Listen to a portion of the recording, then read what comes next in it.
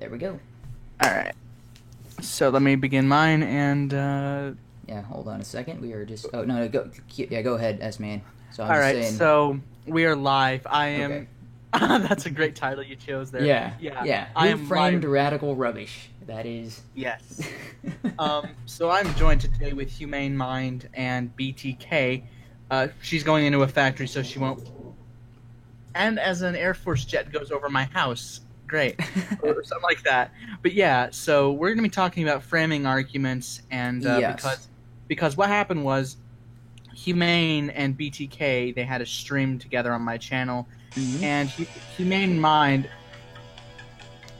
Sorry about that. that is a lit ringtone you got there. Oh They yeah, had a that's yeah, they they're had all a like that. Yeah. So this is yeah, my uncle's old phone, and they are all Rush songs. yeah, There's a different Rush song for every type of notification. I'm like, oh, dude. Yeah, yeah, he had really good taste. Yeah, yeah. because that was my uncle who ended up dying on the 4th of July. Oh, I'm Yeah. sorry to hear that, but yeah, on the topic of framing arguments, Hmm. background for this is so Humane and BTK had a falling out on Twitter. They have a stream, and they realized that they actually were talking past one another, Hmm. and they also realized that it was an interesting topic because over the last few months, it's like these type of videos, like in streams, it's like how people frame their arguments and how they put it, they present them, Yeah. sometimes maybe flawed. So that was what I thought was going on with BTK, because this is something that I've noticed a lot on both online and in talking with various debates and discussions with Ham and people like that. Um, People like to box an argument in, and so this is it's not. So I don't know if you've heard of this fallacy called false dichotomy, right? It's where you present two options as if those are the only two options, and you're like, wait, no, there's third and fourth options that you're excluding, and so you're making it as if it's between these two options, and you eliminate one, well, then it has to be the other, and you're like, what about the other 50 options it could be? That's Yeah, so that's what people do. That's the false dichotomy. But when you're talking with somebody, the false dichotomy is not always obvious, and the discussion is not always boxed in so that there's only two options. But oftentimes the argument is closed into this narrow range of viewpoints, and so you're like, wait a minute, why is it this narrow range of viewpoints? Or you're leaving information out on purpose because of the way you structured your argument to make it look like, okay, we're only focusing on the stuff that's inside this particular argument. You bring anything from the outside, and they're like, hey, wait a minute, that's a completely different topic. I'm like, no, that's the core of what we're arguing about. You've just pretended as if it wasn't related. So that's what I thought was going on when BTK was presenting her. I just Pro, say her pro, because it's not worth it. yeah, the pronouns from what from what I understand from BTK, that Doesn't matter. she doesn't mind pronouns being incorrect. I don't know. I hear the voice and I think dude, but that's just sorry. That's just how it is. I don't speak to I don't yeah. speak to BTK all that often, to be completely honest. Yeah, so Life is far too short for me to care what you call me. Yeah, that's a great attitude, and I wish more people had that attitude. Anyway, so when I was reading this argument presented by BTK on Twitter, I was like, wait a minute. You've got this. There was a misunderstanding on my end. I was looking at it as if BTK was talking about the ideological right and the ideological left, and that's what I was arguing about the entire time, was our ideological right versus ideological left. BTK was not making a left-right, as an ideology.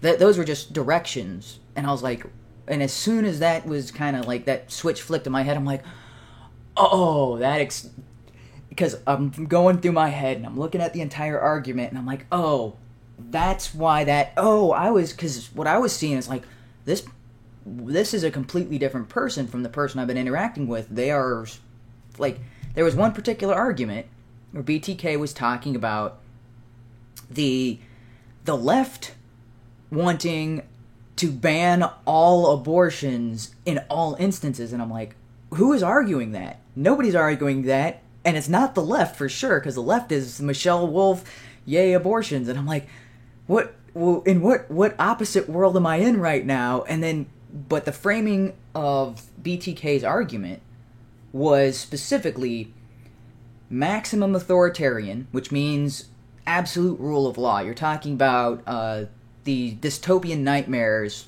laid out by Orwell in Animal Farm, laid out by Huxley in Brave New World.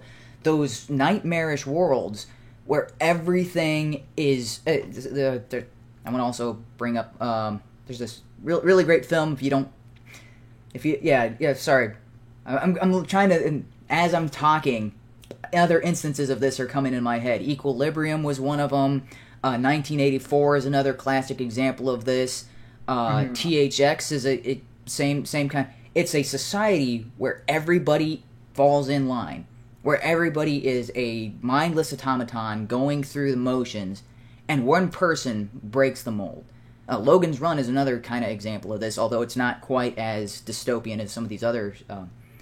But it's like everybody is kind of going through the motions, and everybody is in lockstep with one another, and one individual is kind of like, this isn't me. I am not one of these mindless drones going through the motions and just doing the work every day, and they try to break out of that. In 1984, the end is actually... Plus in a... Oh, sorry, what? In a totalitarian left versus complete lawless anarcho right, on the far right, there'd be no laws, so there'd be nobody saying you can't have an abortion. Yeah. And on the far left, as messed up as it sounds, people are basically your social currency. So you would outlaw all abortions because you need as many people as you can to keep your system working. Yeah, and so it's the comparison of 1984 and Animal Farm and Brave New World versus Mad Max versus I'm trying to think of any what other kind of dystopian anything goes. The Road, right? I don't know if you've seen. Okay, The Road is pretty brutal, and that's kind of, it's kind of like that. Every, society has just crumbled apart. There is no law and order, and everybody is just killing each other, raping each other, and it's a, you're fighting to stay alive sort of thing. So BTK was arguing over those two extreme, not parallels. I mean, they are parallel, but more importantly, they're diametrically opposing. They cannot both exist at the same time. You can't have absolute anarchy and you cannot have absolute order at the same time. Additionally, those systems themselves fall apart. As illustrated by the various stories that we're talking about, there's always a tendency to go from absolute chaos to order, or from absolute order to more chaos over time, because the ideal... Yes. Somalia is so Somalia is an example. It went from not absolute order, but illegitimate order, because that was the case. So Somalia is this example, and anytime anybody brings up anarcho-capitalism or libertarianism to the extremes of not wanting taxation, all people point to Somalia without understanding what happened there. Okay, so what happened in Somalia is the government was overbearing on the people. The people revolted. There was a civil war that lasted several years. They disposed the government. They were trying to enact their own government, and then the UN stepped in and didn't just recognize their government. They did not recognize the newly established Somali government. The UN established its own government and put Ethiopians in charge. Now, the Ethiopians and Somalians hate one another. They have been bitter rivals. It's a rivalry very similar to the Palestinians and the Jews. They have been warring with each other for hundreds of years, and they put a cabinet in charge of their UN-recognized government, primarily consisting of Ethiopian rulers who were doing the same thing that the government did prior to the civil war in Somalia. So the Somalians, again, reject that government and go off and do their own things. And now in Somalia today, there are 2, possibly 3 fractions of Somalian governments. There's one that's recognized by the UN, which is still operated for the most part by the Ethiopians. There is a Republic of Somalia type, I don't remember what exactly it's, and then there's also like a warlord type kind of encampment thingy that's kind of like, it's not really a government per se, but that's the areas where that is the most devastated by all of this. And so people look at Somalia and say, hey, that's complete anarchy and chaos, and I'm like, you have no idea what is going on in that country if you think that is anarchy and chaos. I mean, there are parts of it that are, but it is a revolt against undue authority. That's... Yeah. Oh, If hang on a only, second. I Okay. just got a knock on the door. I'll be right back. Alright. Yeah, for those watching, I mean, I'm not an AMCAP, but I do think that... Should I leave my trunk open? Yeah. Yeah. Oh, no, I had, took out my, Oh, this channel just got 100 subs. Fucking lit. Wonder if I can change this URL now. Hopefully. But yeah, when it comes to Somalia, it's like, I knew there was more nuance to it than, oh my god, it's proof libertarianism and even anarcho-capitalism are bad or whatever. Imagine my fucking shock. But yeah, I don't know. Well, he's right back. Alright, sorry about that. What did I miss? Nothing. I was Oh. just like kind of fulfilling another thing where it's talking about how it just got so annoying dealing with dickheads who are like, you know, libertarianism and anarcho-capitalism are bad because Somalia though. It's Yeah. like, So... I hate it so much. So when me and BTK actually started talking, I realized, oh, I'm misunderstanding what we're talking about. I thought I knew what we were talking about, because I thought ultimately we were talking about left versus right as far as an ideology, rather than complete anarchy versus complete order. It's a much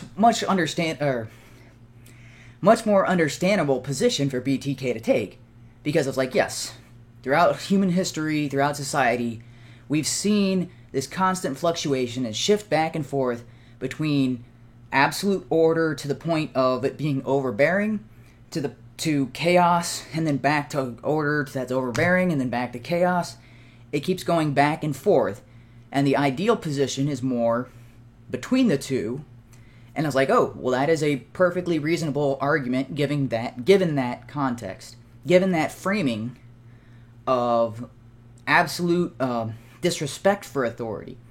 So that's what I because I thought BTK was talking about the ideology of the left versus the ideology of the right, I was misunderstanding what BTK was talking about when it came to anarchy.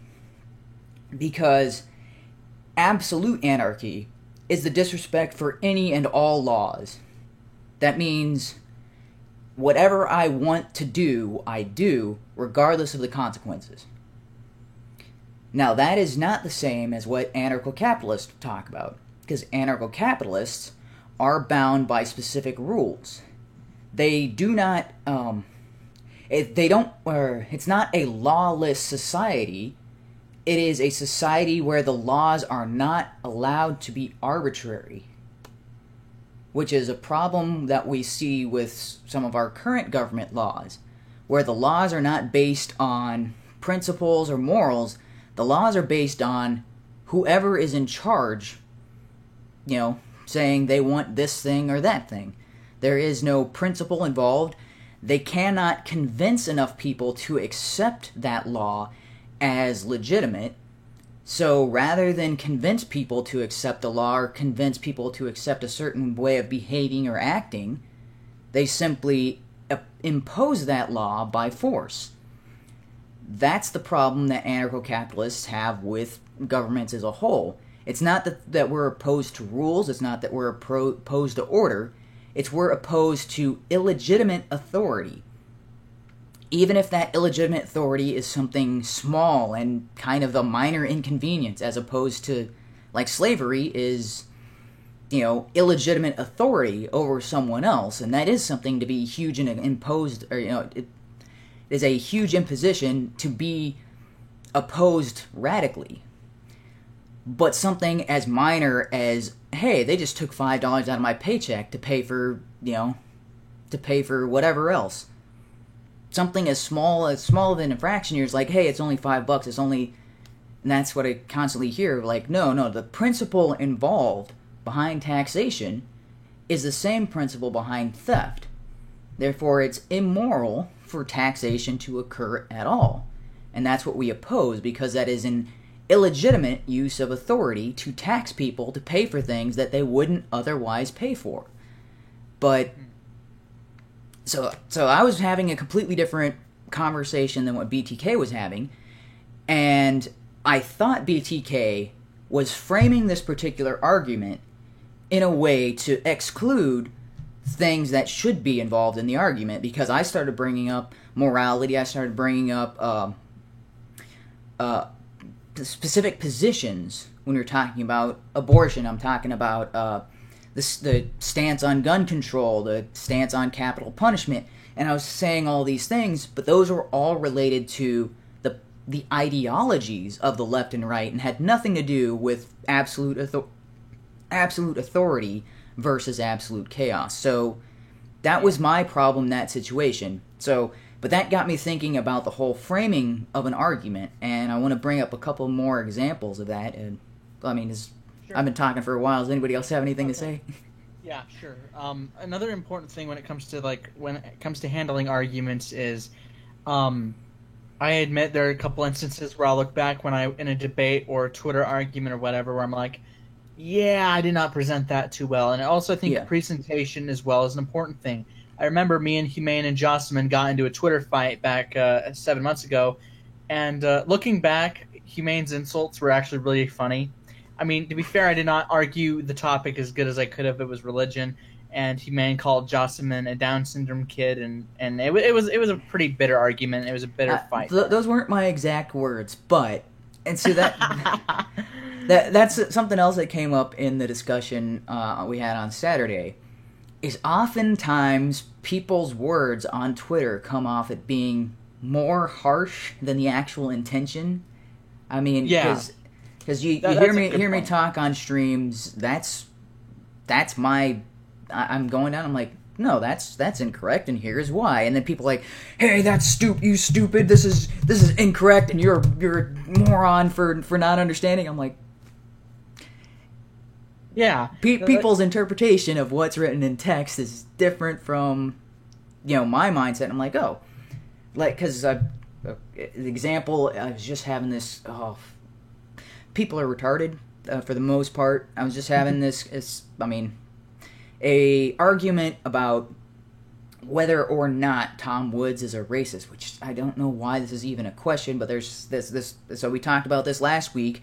This Tlaib guy is still going off and still trying to associate Tom Woods with a group called the League of the South.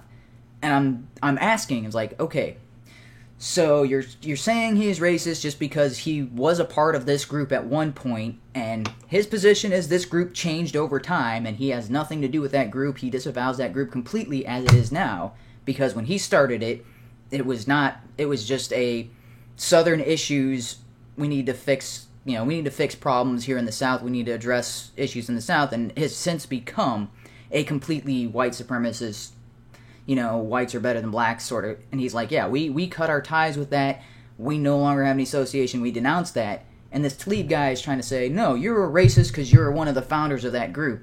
I'm trying to point out the hypocrisy of Tlaib's own position. I'm just like, okay, so you criticize Tom for being associated with this group, and anytime you're saying, oh, well, it's bad because it's a hate racist group. And I'm like, okay, for hypothetical sake, let's assume Tom Woods is a racist, and he did start this group. What has that group done?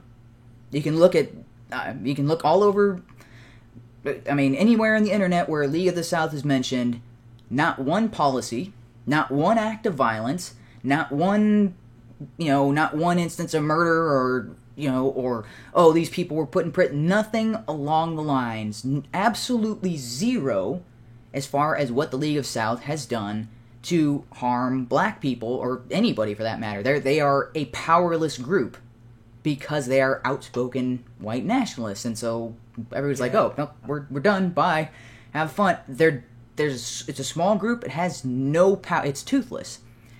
Meanwhile, Tlaib supports the Democrats. And I was pointing out, Democratic policies directly harm the black population. They claim to not be racist, and yet all of their policies are harming the black population. And this is one of these things that is just kind of mind-blowing. And I was listening to it was Stefan Monalou and Candace Owens. And whatever your opinion on the two of them, Candace Owens brought up this amazing, amazing not because it is, not in a positive way. Amazing as in, how could that actually be possible? And yet I've went in and checked, and yeah, she's 100% accurate on this statistic. 61% of black children are aborted in the United States. 61%. I thought it was it used to be 50-50. It is now 61%. Now I'm not, so it's 36% of all abortions, but it is 61% of all pregnancies from black mothers ends in abortion. And Candace Owens made this brilliant illustration. You have a better chance of surviving the bubonic plague than surviving a black woman's womb in the United States today.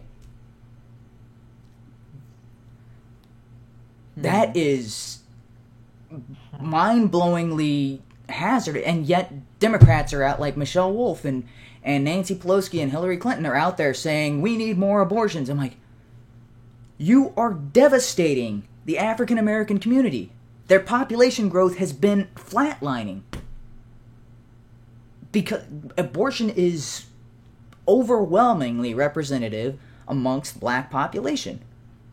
That is, and like I'm saying, that is a problem. That is a huge problem. A white supremacist would be like, yay, we're mission accomplished, right? Yeah. So what you're saying is not the Kathy Newman you on this, but what you're saying is the founders' intent of Planned Parenthood is they're winning, yeah, working. Yeah. Because it was started by Margaret Sanger, yeah. Margaret Sanger was calling about her started Planned Parenthood on the goal of creating eugenics, right? This same thing that Hitler is criticized for, killing all the Jews so they can't breed and trying to, purify the race. That's what Margaret Sanger was doing with Planned Parenthood. It's just, hey, even if the blacks reproduce, we just kill their kids, and then there's less blacks, and then eventually they disappear.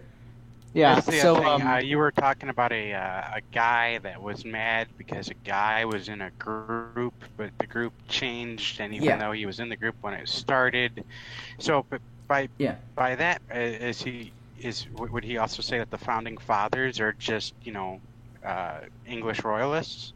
Because they started out as governors and such appointed by the King of England, even though it became America, by his principles. Yeah, they're still just English royalists. Yeah, and so that was the other aspect I tried using against the Tlaib guy, because that would mean the founding fathers were English loyalists. It would also mean that the Democrats started the KKK. Oh, okay, so if you can never live anything down ever, Democrats, KKK, one and the same, because the DNC was. They started the KKK, and now they claim to have changed, and now they're black friendly, and now they say the Republicans were the racist ones. And Tlaib is all. The Jews killed Christ, so if we want to go back far enough. Well, if you keep going back far enough, no one can ever live anything down ever, and no one can ever change. Then, by that same logic, the DNC is still the more racist party because they were out there actually making lynch mobs and burning people, alive in their houses. And the Dixiecrats came from the Democratic Party, but to kind of steer it back, Basically, the point of of mentioning the Twitter fight was that arguments generally it's also how people present arguments and in terms of how they word it, because certain ways it's like if you might word something incorrectly out, especially when it's easy to take out of context. Yeah. Like if Humane was to make an argument about trans rights, if he wasn't careful with wording, it might get taken out of context. Yeah. It also depends on I guess the setting, like the history of the subject as well. It could play a small role in it. Yeah. And so how this particular argument relates to framing is that Tlaib had narrowed the argument so that way only your side has to deal with all of its past, but our side doesn't. Our side, don't ignore our side. Our side's not important. You can't say anything bad about our side. We're just focusing on your side right now. And it's like, wait a minute. You got to treat both sides equally, otherwise you're going to come to illogical and wrong conclusions. And that's the whole purpose of saying, wait a minute, even if you're correct, this other side is worse. That's the whole purpose, is to be like, okay, if we're treating everything needs to be treated fairly, and to criticize one side of an argument without applying that same criticism to the other side, you come to inaccurate conclusions, which is what we're seeing a lot with the way that the media has framed this argument against white people and against Donald Trump and against. They completely ignore all of the wrong on their side and say, "Oh no, we're exempt. But everything that you do is wrong. We're gonna attack and we're gonna be venomous and violent against." And you're like, no, you got to apply the same standard across the board. Otherwise, you're framing an argument in such a narrow scope that you are going to reach illogical conclusions. You're going to make mistakes. You're going to call people Nazis that shouldn't be called Nazis because you're like, well, anybody in this particular viewpoint is a Nazi. And you're like, well, wait a minute. But doesn't that mean everybody in your particular viewpoint would be like a black supremacist? Or it's like, you can't, but they're like, oh no, you can't do that. That's a logical fallacy. I'm like, yeah, that's what you're doing to us. You're doing logical fallacy over here, but you don't see it because you're not looking at both sides at the same time. Yeah, they're not looking in the mirror to have some consistency. Because they've framed the argument, they've moved one end of it in to the middle and acted like the middle and the far right is what's being contested. And he's like, no, the whole thing has to be contested. So, yeah, I kind of lost my train of thought there. It's all right. Yeah, and I think interesting parts of when people frame an argument is depending on the way they, besides framing it and presenting it, is like certain actions where it's like, when they argue fallacies, when they're like, you've committed a logical fallacy, Yeah. I feel like people, they pulled a fallacy where Yes. they're thinking, oh, you made this fallacy, therefore your opinion or your stance is wrong. They kind of treat it like that, where it's like, let's say I'm trying to argue. Go ahead. Yeah. Oh, I'm just thinking. So I was in this Twitter thread, there was one particular guy who kept trying to say, oh, you made this fallacy, you made this fallacy. And one instance, I was talking about. Okay, so I guess the setup for this is Malcolm X said that you cannot be capitalist without being a racist. And I said, well, that's not a true statement. Even if Malcolm X said it, it's not true just because he said it. And the definition of capitalism is private property and the ability to trade with one another for profit. You can have capitalism on an island with two people. They can both be black, and as long as they both own private property and both trade with one another, you have capitalism. And his response was, oh, you've made a I forget the name of the particular fallacy, and it says you're citing a contested source. And I'm like, I didn't cite any source. There was no source cited in my tweet, not one. I was simply saying this is you can have capitalism on an island with two people, and they can both be black, and neither of them is racist for participating in capitalism. That's Did he call you a racist at all? oh yeah, during this? this guy called me a racist. He called me white, and I'm like, I'm not white. And anytime I tried to say I wasn't white, he was like, oh yes you are, and I'm like, well, why do you get to determine if I'm white or not? He's racist for assuming your skin color and your ethnicity, Humane. Yeah, and this is what I went out of my way to say. No, my grandmother on my mother's side, Korean, born in Seoul, Korea. My mom was actually born in Seoul, Korea as well, although she's mixed. My grandfather on my mom's side is mixed race. My grandfather on my dad's side, 100% Greek, Cypriotic Greek. And so if you know anything about the island of Cyprus, my great-grandfather was darker than Morgan Freeman. We've got pictures. You cannot tell the difference between him and somebody from, like, Saudi Arabia or Afghanistan. I mean, you could set them next to each other, and I couldn't even tell the difference. I mean, it's like, I know which one is my grandpa or great-grandpa again? And yeah, my grandpa as well. I made this statement. It's like, yeah, I've seen pictures of him when he was younger and when he was in the army. And he's, when he's out in the sun a lot and he's got a dark tan, he's darker than Obama. That's my heritage. I am white only because I stay out of the sun and stay in my room most of the time. When I tan, I get pretty dark and yellowish. So anyway, that's kind of as like,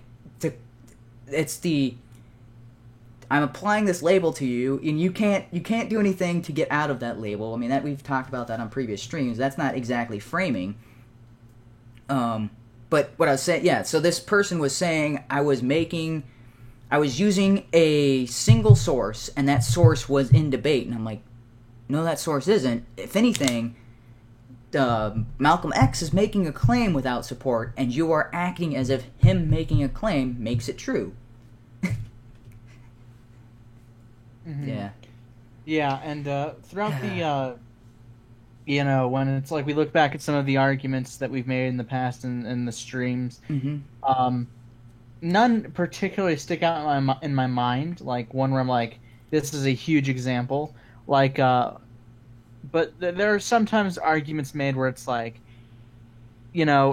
especially like you look at fallacies and you look at how they frame certain things and in the context of like correlation equaling causation, how their premise is working.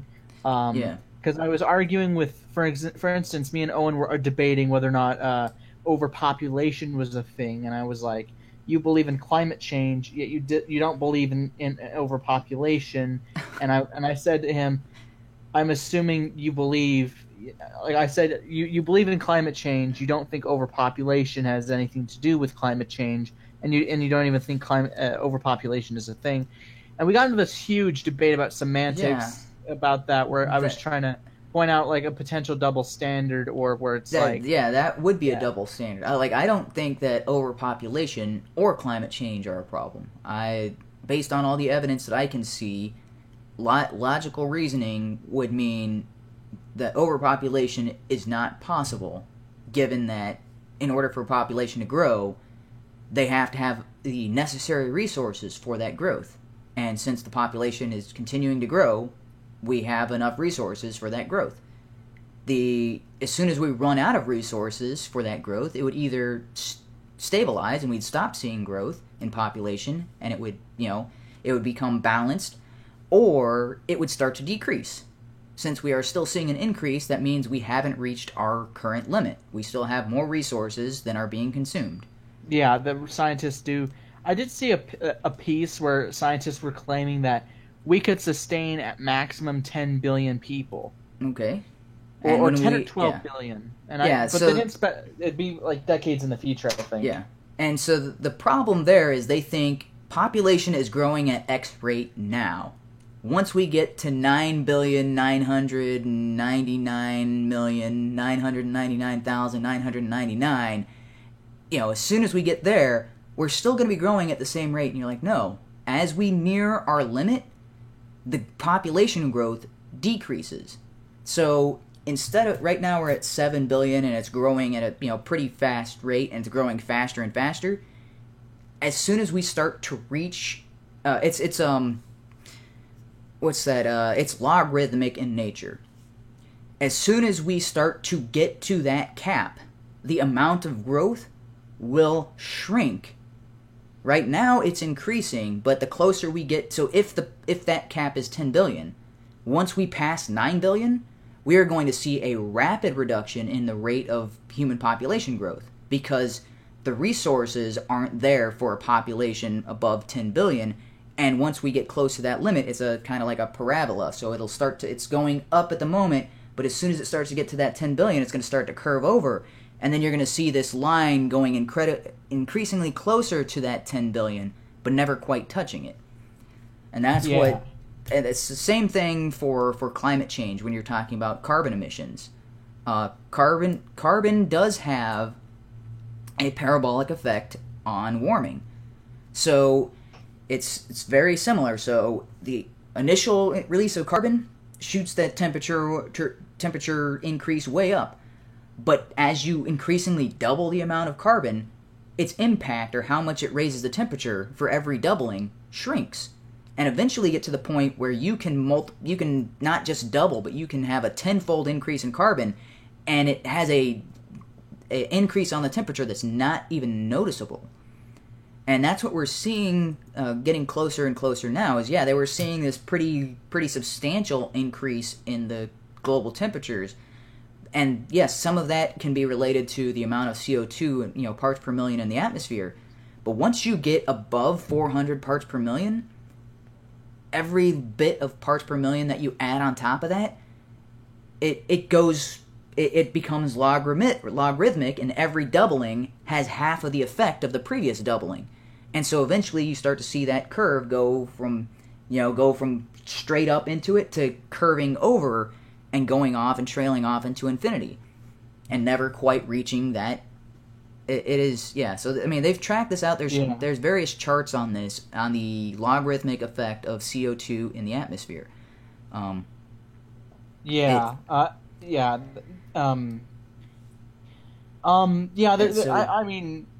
entirely I'm just going to clarify. I'm not entirely sure about overpopulation. I just think that I think that from what you've said, it makes sense. I do think that for instance, let's say the strict number 10 billion, like the Earth, if it could support strictly 10 billion people, I think they would realize, we don't have this much room left. We kind of have to have to slow it down a bit, and things like that. The link I just posted was DarkCon's video on the issue. It's a little old, but I thought it was pretty interesting. I'm probably gonna check it out again later. I'm not sure if I've seen that one or not. Okay, so I like the way that you stated that, because that triggered something in my head. Okay, let's say you have a room, and the maximum occupancy of that room is 100 people. Like, if you stacked everybody squished in like sardines, the most people you could have in a room is 100. So you can open the door, 50 people could go in there no problem. 50 people flood in. You get 50 people in the first 5 seconds. 60 people, okay. 60 people in, 60 to 70 people in the first 10 seconds. Oh, this is going to be a problem. You get 80 people in there, squeezing that extra 20 people in there, you're like, right, at 80 people in a room, if a room's maximum occupancy, like if everybody's standing shoulder to shoulder, is 100 people. When you have 80 people in that room, the majority of that room is taken up. So squeezing in the last 20, you're going to be pushing past people and getting to the corner and pushing everybody. So for it, like the first onslaught of people, like the first 50 people, they've got nobody pushing back against them. They can go in without hitting anybody and without taking up anybody's spaces. The remaining 20% they're going to have to fight to find space in there. And so it started off as a flood of people into this room. It's going to start trickling down as people try to fill in the empty spaces. And you can see this in any type of example, like a theater, right? An empty theater, people go in and fill up, but as seats become, more scarce, you'll see people standing in the aisle looking for an empty space. That's the same kind of concept, is as it fills up, the amount of the amount of resources or the amount of space decreases, making it Humane. harder to find spot. Yeah. Humane. Yeah. Just use the example of the trains in Japan or Korea or Vietnam as an example. Oh, what about them? Have you ever seen how they... Oh, they pack people in there. Yeah, it's like a Yeah. clown car, right? Yeah, they got Yeah. people standing at the door to shove them in and kick them in so the doors are closed. Yeah, so getting even though the people will fit, getting that last person in, they have to shove them in. It's kind of the same thing. Is in order to get to that 10 billion, you have to scrape and push everybody in so that way you can I know we've got enough room. Okay, whew, we got them. We got them in. We got the 10 billionth person in. Yeah. To get up or close to the capacity, you can see ramp ups in that. You can see the number of people increasing, or you can see the amount of uses increasing. But as something gets close to its maximum capacity, that acceleration decreases. And this is something else that is so this goes back to the framing issue, and this is part of the reason I wanted to talk about this, and I'm glad you brought up global warming, because I was wondering how we were going to transition into that, and you just transitioned to it for us, so thanks for that, because that was part of the reason I was thinking about this week, because I've been watching a lot of these climate change debates, Alex Epstein, Patrick Moore, Dr. Christie, or is it Chrissy or Christie? I can't quite remember, and even... what was his name? Is it Michael Stein? No, that doesn't sound right. Yeah. So I've been listening to these testifying in front of Congress, these back and forth debates between these people, and Alex Epstein just kind of, something snapped in my head when he was talking, because that was part of his lecture, or one of the recent lectures I listened to. So he was talking about, it's not the fact that we don't have facts and data on our side, because both sides are operating with the same set of facts and data. The problem is how that data is being interpreted. And logically, they are not interpreting it correctly, and it's all due to how they're framing their worldview or their view of science. They are framing it in a narrow way, and this is something he said, and I was like, wait a minute, and I went and verified this, and this is absolutely true. You can go and check it out on... So the IPCC, that is the United Nations council body, or I don't know exactly what you would call it. It's a kind of like investigation group that is supposed to be tracking climate change. That's what the CC at the end of IPCC is. It's the International Board of Climate Change or something like that. I don't remember what the exact acronym stands for. I can't think of it at the top of my head right now. But they're supposed to be investigating the impact of climate change. And on their charter, it's not whether climate change exists. Their charter specifically says how much of an impact climate change has on the planet, or on global temperatures and on catastrophic events, and how much humans are contributing to it. It's not even a question in their mind as to whether climate change is occurring. And that is a problem. They have completely... They're not investigating what is going on, how it's going on. They're saying, this is definitely going on, how bad is it, and how can we stop it? That is what the IPCC focuses on. Mm-hmm. It's not whether there's a problem or not. They are specifically focusing on how bad is the problem and what can we do to fix it.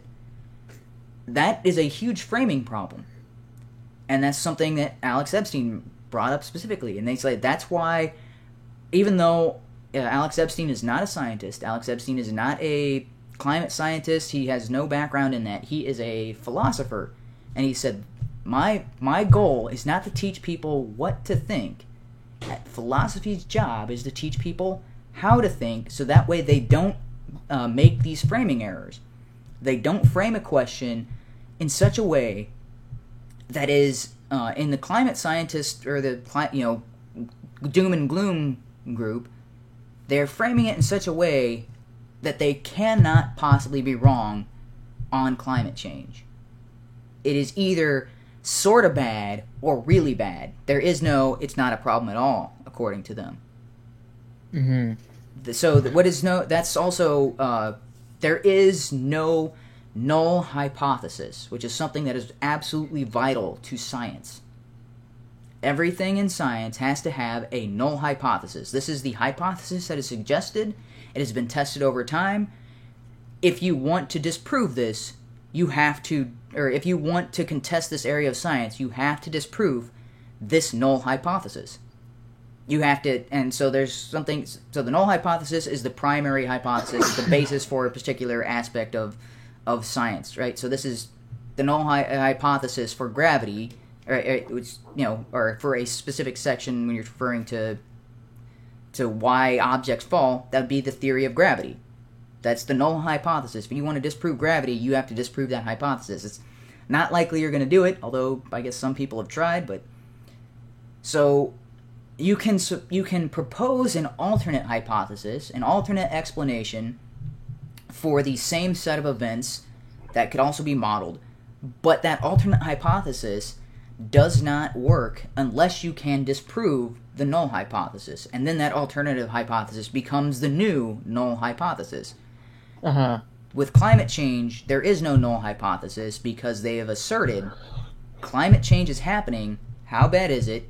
How can we stop it? It's not the is it.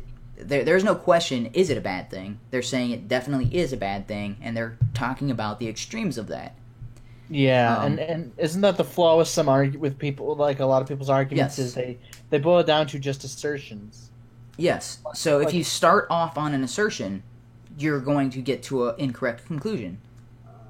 You have to start off on an axiom, something that is absolutely true to begin with. If something that is either so true it can't be disproven or it's not questionable, like there's certain things that reach that point, which is what I was talking about in my discussion with Ham. Talking about these, there are fundamentals of science that we've okay, these things have been so true, and there is no good case against them. Those are what are called laws. I mean, I've looked through literature and I've gone through and double checked to make sure that I'm not misunderstanding these definitions and all that sort of thing. But there are specific laws in science that you're yeah, these basically uncontestable because there's not a good argument to be made against them. Yeah. All right. That's hang on a second. I'm getting a phone call, but I'll hurry. But I'll try and get back quickly. So if right. BTK is there, or if you want to continue, Well, I'm still going off on my rant here, but so when it comes to with the climate, whether the climate is changing or not, if you eliminate the possibility that the climate isn't changing, so this is another thing that Alex Epstein brilliantly points out. Climate means change. There is no climate in the world that does not ever change. Climates are constantly changing. It's unpredictable change. It has a set of values, and it's usually tropical climate, it's not going to have a blizzard. Like if you're in the Bahamas and you don't bring your snow gear, it's going to be a mostly tropical climate. But that climate doesn't mean that it's going to be tropical and sunny all the time. They have hurricanes there. They have violent downpours that last for days on end. It's rather than having snowstorms in the tropical regions, they have a lot of rain. The rainforest is an example of this. They have what's called the dry season and the rainy season. They don't have summer and winter. They have a dry season where it rains less, and they have the rainy season, which is equivalent to our winter, where it rains a ton. Same thing with the tropical islands. You're going to have seasons where it's all nice and sunny and everything's going, and then you're going to have these violent storms and these terrible rain downpour, and your vacation is ruined.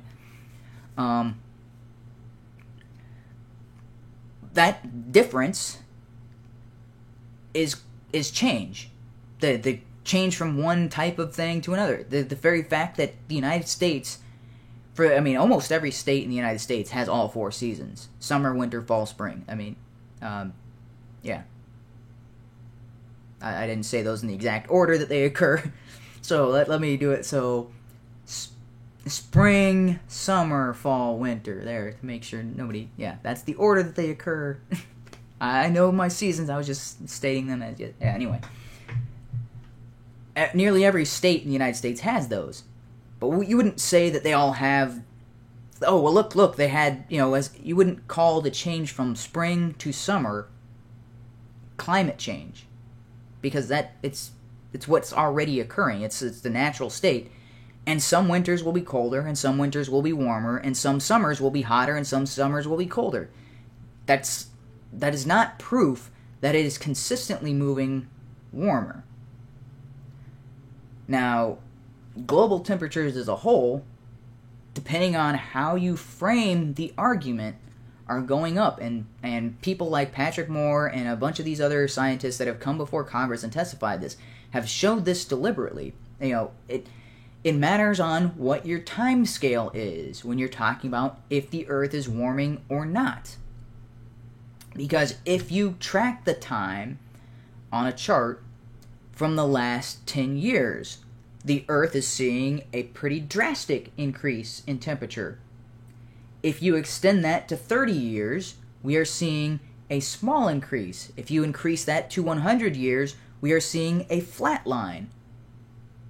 It's because right now it's going up, but overall, the Earth has been getting colder. We've seen more drops than we have seen increases. And so right now we're seeing a rapid increase to make up for all of these consistent drops in temperature. And you can look at this chart over... So prior to the Industrial Revolution didn't start before, that's 1900s. So that's the last 120 odd years of of human history. And yet you can see this warming trend start before the 1900s, before fossil fuels became the primary source of energy on the planet. And you can see this warming period. That's because right before that warming period, we were on this huge decline, what's called the Little Ice Age. And this is something that we've known about for years. It's something taught in my science class, but it's apparently not being taught anymore. Is we were seeing this droop down in temperature, and then we see it go back up. And if you start at the top to the bottom, we're not even as high as it was prior to that Little Ice Age. We're not even back up to where. So if you're if this was a mountain, you'd be on one hill, going down, going up the other mountain. We are on our way up the other mountain to get back to ground level. I think maybe we've passed it, maybe we are about. But there's all kinds of charts that document all of this, and people are like, oh, this is catastrophic, and it's going to cause uncontrollable global warming that we can't stop. And you're like, then if that's the case, why wasn't that true when the Earth was back before the Little Ice Age? Why isn't today, or why didn't we get uncontrollable warming back then? And that just doesn't make any sense whatsoever from any type of scientific reasoning will demonstrate that it doesn't. If increasing CO2 in the atmosphere right now leads to uncontrollable global warming that will lead to, complete human extinction, it would have happened 100 years ago, it would have happened 10,000 years ago, it would have happened 1,000,000 years ago, and there are so many instances where the Earth was warmer overall than it is right now. That the idea that it could reach a point where it's so warm that it's going to just continue to warm up without stopping is it's not scientific in any way, and the only way they can get to it is by framing their charts in a way to ignore all the evidence that contradicts their perspective, which has been not to mention that the last time the Earth went through a global warming period in recorded history, which was followed by a mini ice age, a mini cooling down, was in the 14/1500s, a period of enlightenment where global warming made it so that France and England and Prussia and all Italy had an overabundance of crop output, and they were able to focus more on the arts and the sciences. Hmm. And Yeah. I mean, it's like these people forget that all human emissions through burning of fossil fuels is less than 0.1% of the total carbon footprint of the planet. Yeah, it's And they also forget that if you go to Iceland or was it Greenland and look at the ice cores that they've taken out, hmm we are way overdue for an Yes. ice age. yeah, and that's what most recent lectures I was listening to. The scientists there are saying, no, we're getting ready for another drop in temperature. So right now we're going up, and then we're gonna see it's based on solar cycles. That's what they're saying in the next I think 20 years we are going to see temperatures drop drastically, and we're possibly going to lose about 20% of our farming area based on the temperatures being too cold to grow crops. And so they're saying we should be worried about that because that's going to lead to starvation. And that's not due to human activity, although it'll probably be blamed on human activity. That is predictable solely based on solar cycles and on something else that for some reason climate scientists either don't know about or overlook. And so this is something that's been brought up by several of these people who are debunking the climate change outrage. They're saying, so there is a what's it called? PDO is the acronym, and I forget what that's but it is a current in the oceans, and every 60 years it flips. It flows one way for 60 years, and then it flips and flows the other way. And so we'll see about 60 years of warming, and then 60 years of cooling, and then 60 years. This current keeps flipping back and forth, causing these drastic changes in temperature. And one of the scientists was talking about that. He's saying this current flipped, and on the day it was, because it's based on, I forget what it is. It's something about the rotation of the Earth around the sun that causes this current to change which way it's flowing. And so instead of taking cold water and moving it to a warm area, it starts taking warm water and moving it to the colder area, and then causing this overall cooling effect. But during that time, the area of San Francisco had a blackout because it was a water shortage. Sorry, yeah. So I'm trying to think of what the guy had said because he was. Oh man, I guess I wasn't paying as much attention as I thought I was. So it was something noticeable for the entire city because it was based on how much that temperature. Yeah, it was a blackout because the everything had frozen over. So the electrical grid had frozen to the point where it wasn't working or something along those lines. And dang it, was it a blackout or was it a water outage? No, water outage. Pipes froze. So the pipes. Now, a moment ago, were sorry, you talking yeah. about the reversal of the flow of the transatlantic conveyor belt?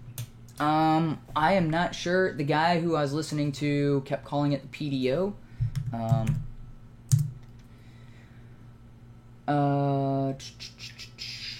Because the transatlantic conveyor belt is primarily responsible for the global water temperatures of the Atlantic, and it goes all the way down past the Cape of Africa. So No, so this is the Pacific Decadal Oscillation.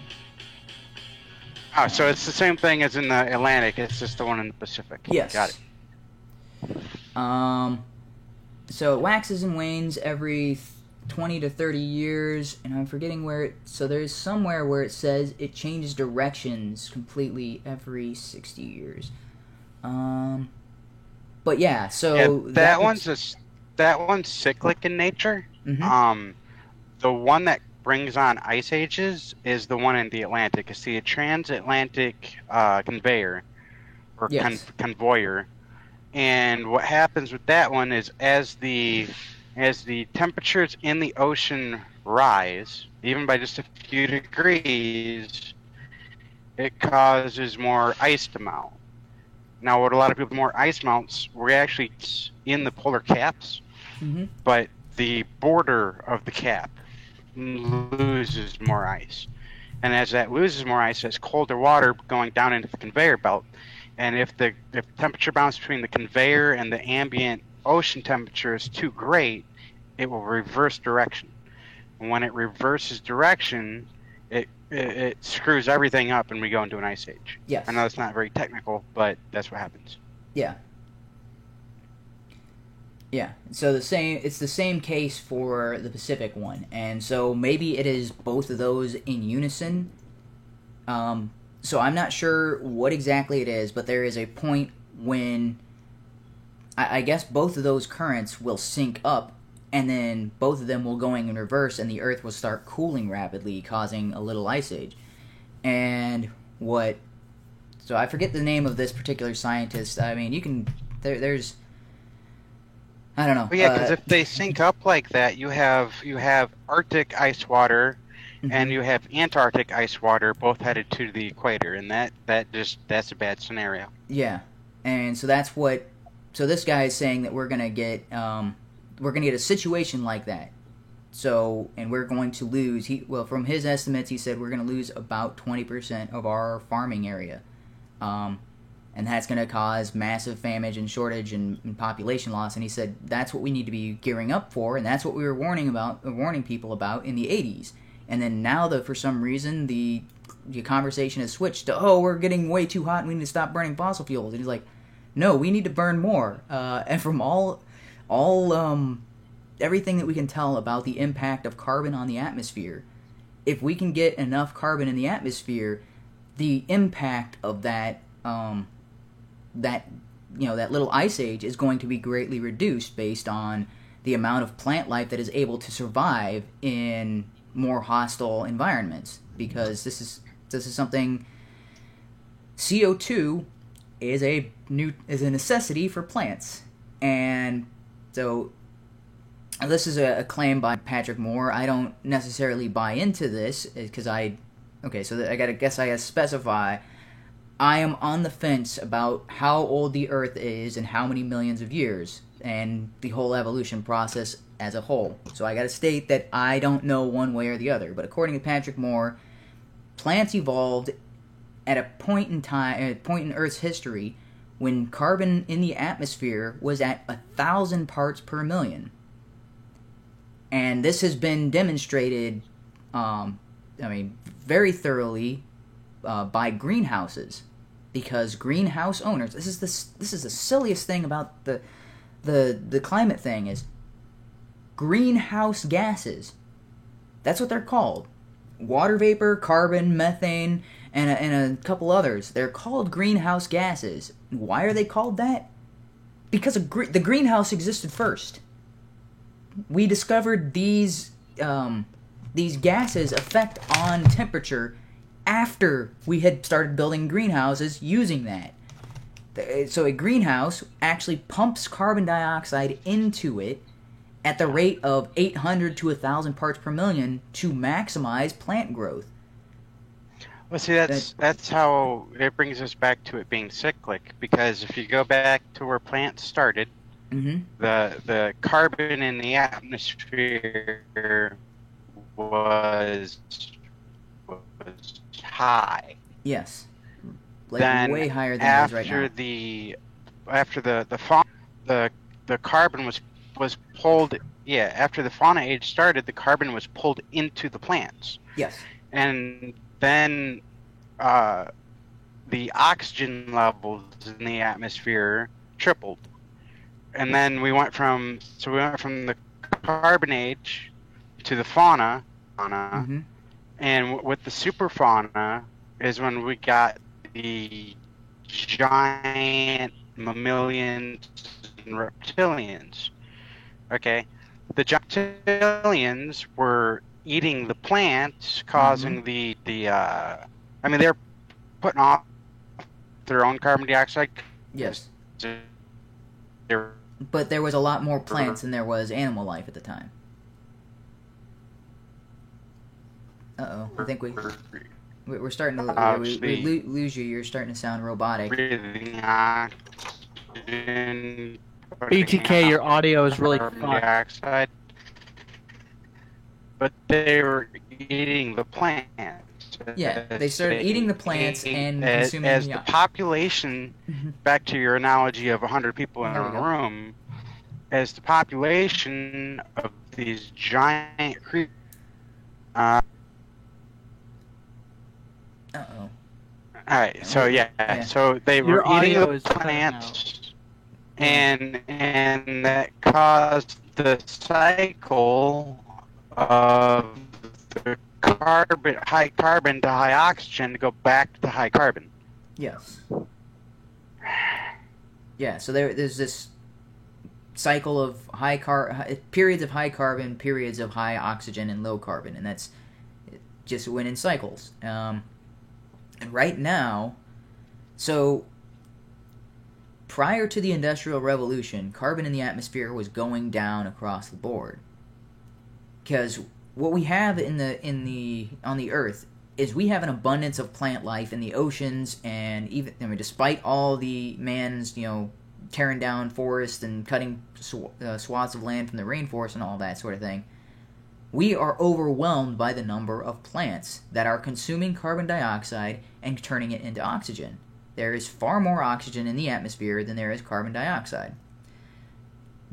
So, by burning fossil fuels, we are releasing some of that stored carbon into the atmosphere so that to keep the plant cycle going. The plants right now they're gasping for oxygen. And like I was saying, carbon dioxide levels in the atmosphere were going down prior to the Industrial Revolution. And what that means, so I think we were, I don't remember the exact figure, I think we were about 250 parts per million, if I don't quite know, and I don't know if there is an accurate record of this, but plants die in under 150 parts per million. There's been tests on this. Anything, they cannot survive. There's not enough for them to breathe and use for photosynthesis. They will die at under 150 parts per million. So right now, we are giving them an abundance of CO2, because right now we're sitting at a sort of an abundance compared to if 150 flatlines them, 300 is better, 400 is better, but from what we can tell from greenhouses, 800 to 1,000 parts per million, plants explode. Plants are now living in areas that used to be uninhabitable for life, and this is another thing that's ignored by the climate is catastrophic category or group of people. Plants survive for longer in desert areas where there is more carbon. So I want to see somebody do an experiment of this and having a greenhouse as a control group and then a greenhouse where the plant is watered less. Like basically it's a high carbon atmosphere in a greenhouse, a high carbon atmosphere but low water, to see the difference between the plant life there versus, and then you would have another greenhouse where the carbon was equivalent to what we have, but then in a similarly dry environment. Because this is something we've been seeing with satellite imagery of the planet as a whole, where we're seeing the greening, and actually this is a report that was submitted to the IPCC, where one of the guys, and I think I talked about this a week ago, I don't remember. I don't remember when we talked about this, but I was like, oh, this sounds familiar as I say it. But in his study, he said this is equivalent to an entire continent's worth of plant life on the an increase of an entire continent's worth of plant life. And we saw a 25% increase in global greening. And what this means is, so I don't know if you've deserts have been growing. The Sahara Desert, the Gobi Desert, all of these deserts for most of human recorded history have been growing over time. Because there's nothing to keep the moisture in, sun hits the sand, all the moisture evaporates, is very inhospitable to life. But what we're seeing is for the first time as far as I know, where these deserts have begun to start shrinking because plant life, due to the high concentration of carbon higher concentration of carbon in the atmosphere, is able to subsist on less water. And so these plants that are surrounding these deserts are starting to move in on the desert, set up roots, thrive off of having less water, and making that area a less of a desert. And so then these plants are steadily growing and growing into these deserts and making them more like topsoil rather than sandy, places of death. And where plant life goes, animal life follows. This has been the case. That's been the case for throughout all history. And that's one of the big arguments for evolution as far as why they say that life left the ocean to go on the land. Because, hey, there was plants up there that weren't getting eaten, and there's more opportunity for food and more opportunity for, to not get eaten by other predators. So life started moving its way onto the shores. And then eventually all the other ones came, predators came after them and all that sort of. So there's this huge food chain of everything. But that's the same thing that we're seeing right now in our deserts as far as the food chain goes. Plants moving into the desert, animals following, and then those areas, instead of being inhospitable areas, are now becoming more like regular forest and plains and grasslands. That's due to the increase. We can't say 100% that is due to the increase in carbon, but we can't think. There's no other explanation that would that we know of at this time that would explain what we're seeing in these deserts. Because the only thing that has changed dramatically, well, we've seen a slight increase in temperature, but we've seen a pretty drastic increase in CO2. And part of that is the reason why plants can exist in a desert that has less water than what that plant usually takes is because when there's a higher concentration of CO2, there are pores on the backs of leaves these serve as lungs for those leaves. They breathe in carbon. Now, right now, because of I guess not right now, but prior to the last couple of years when carbon was lower, plants were basically like emphysema patients, where they're basically breathing through a little coffee straw. So rather than having one little hole on the back of their leaves to take in CO2, they had to have more of these holes all over the place so that way they could get enough CO2 in order to make photosynthesis. As the amount of carbon in the atmosphere increases, these plants have started to either shrink the size of these holes or limit the number of holes. And what that does is that lowers the amount of water loss that these plants incur while trying to breathe.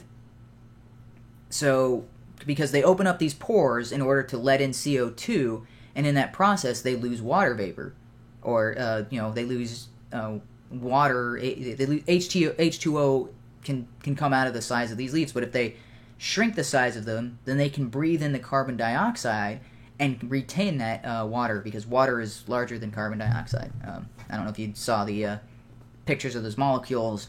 The water vapor molecule is much bigger than the carbon dioxide molecule. Anyway, so when they shrink the size of these little holes, water escapes less, and they can have the amount of carbon dioxide that they need for photosynthesis. So they can make less holes, so they're again still losing less and less water, so they can survive with less water. Because that's the reason they were dehydrating, is mostly due, it's either breathe or die of thirst. And they chose to breathe, and then they would often die of thirst, and then they can't support their life in the desert.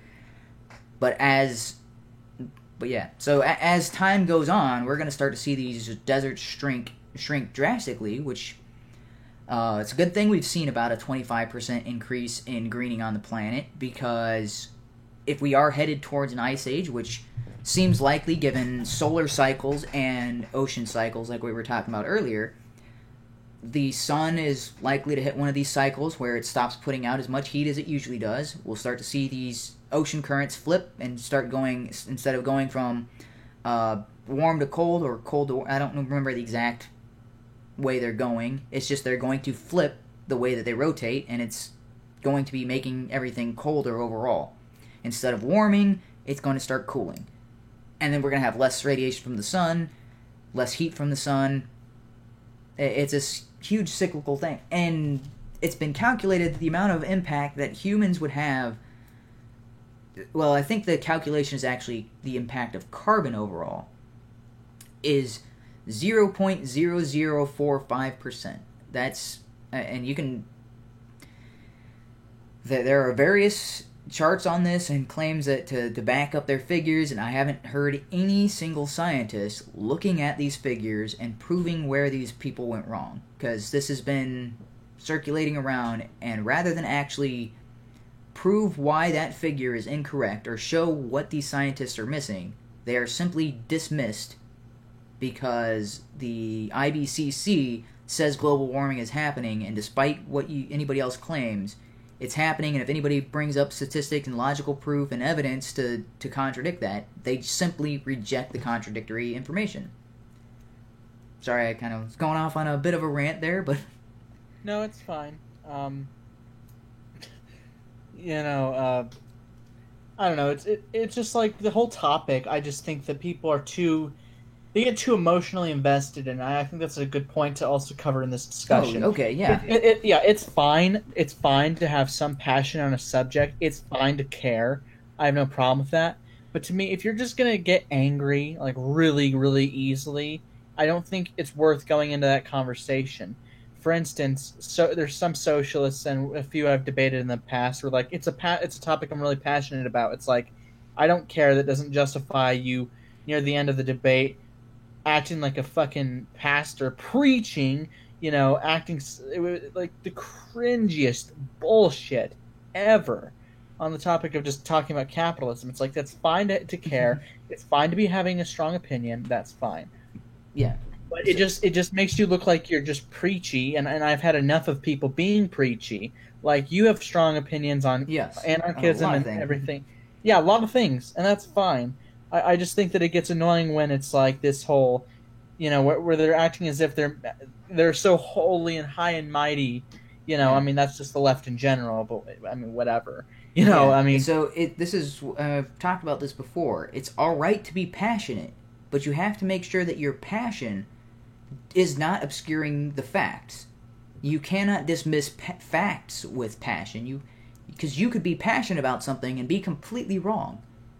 Being passionate about it doesn't make you correct.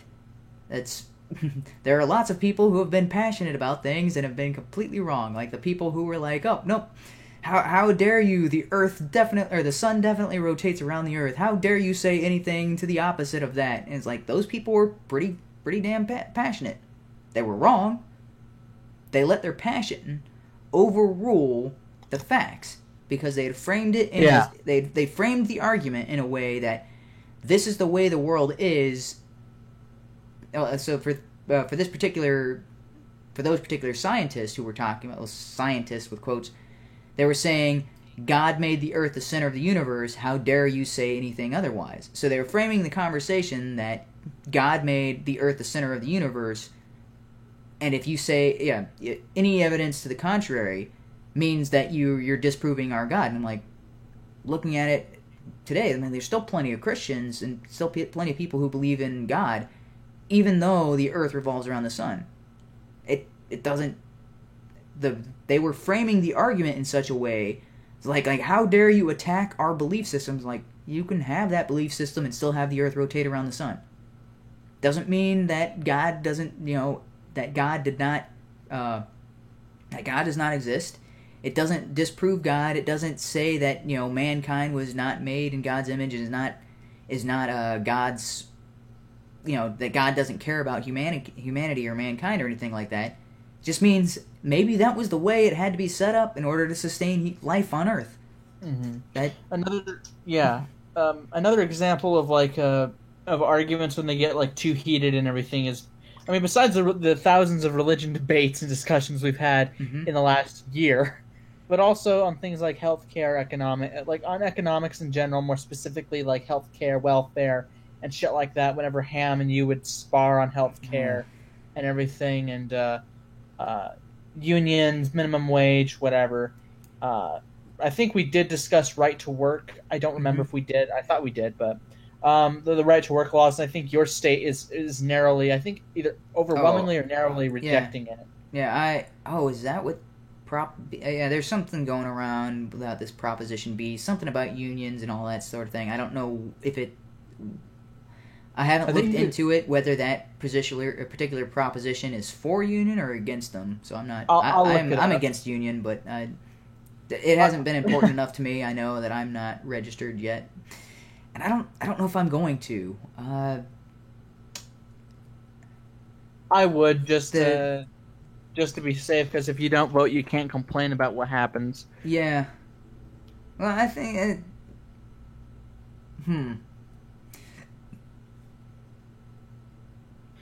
I don't know. I am still puzzling over that because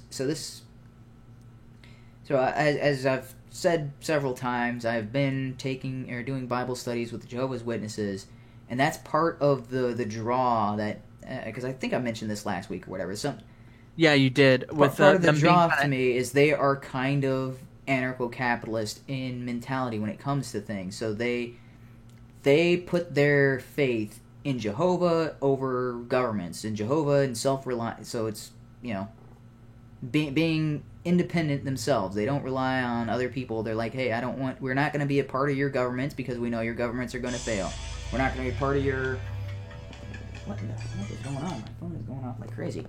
Yeah, we're not going to be part of your other religions because other religions are based on man-made teachings and not the Bible, and so they're destined to fail. And there is a teaching of self-reliance, of independence, doing what you need to get yourself right, and then helping other people to get right.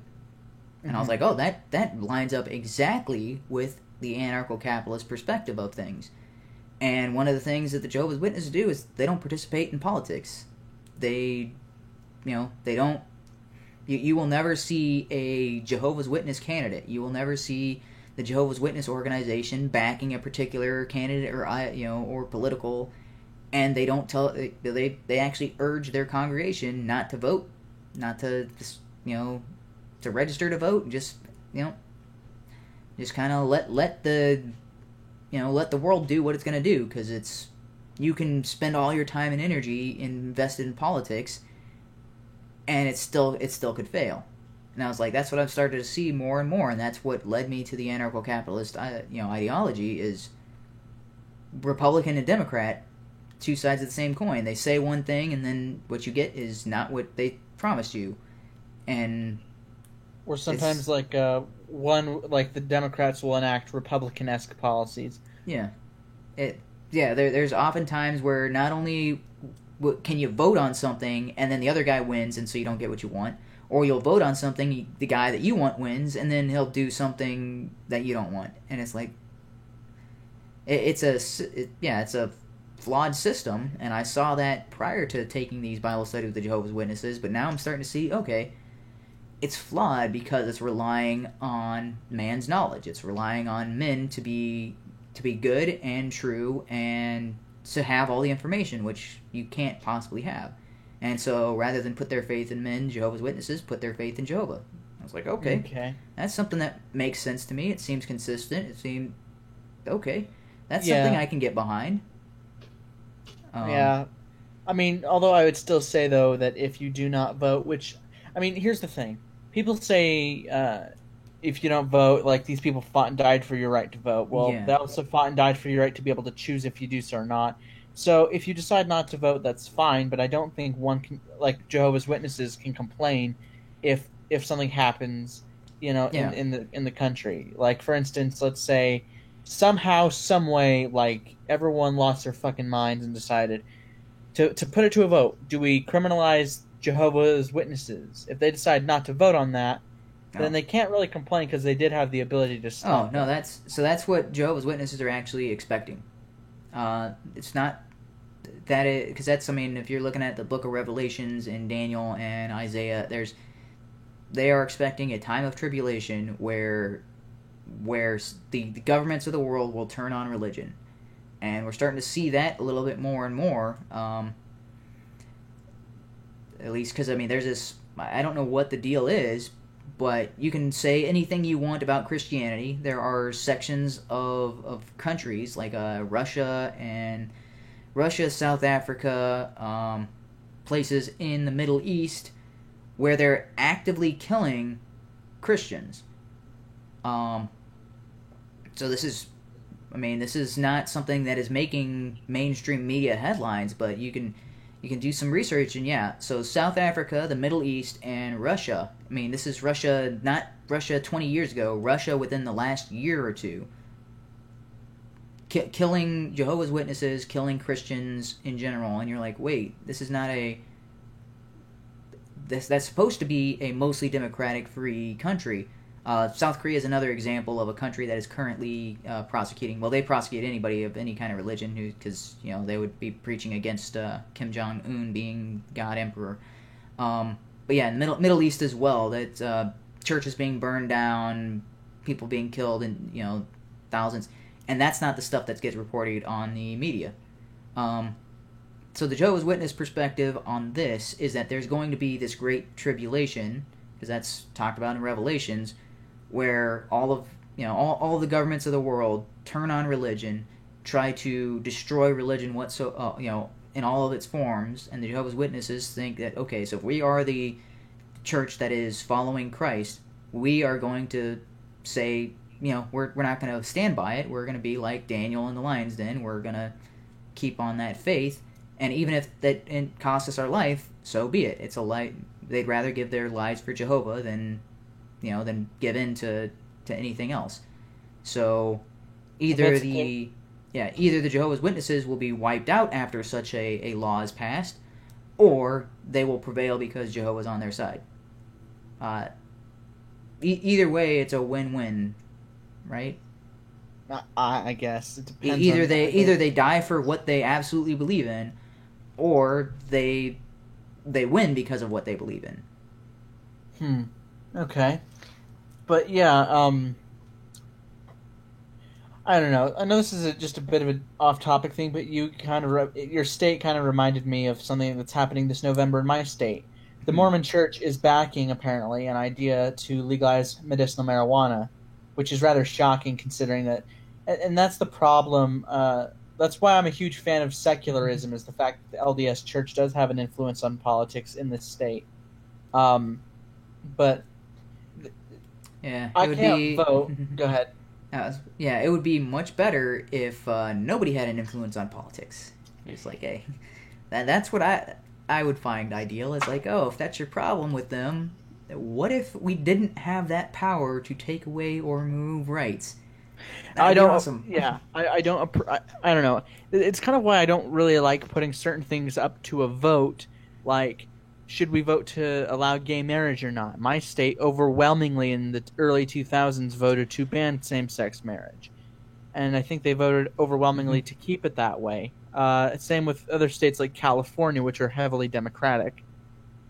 Didn't you say there was a problem with democracy was tyranny of the majority or something like that? The tyranny of the majority. It's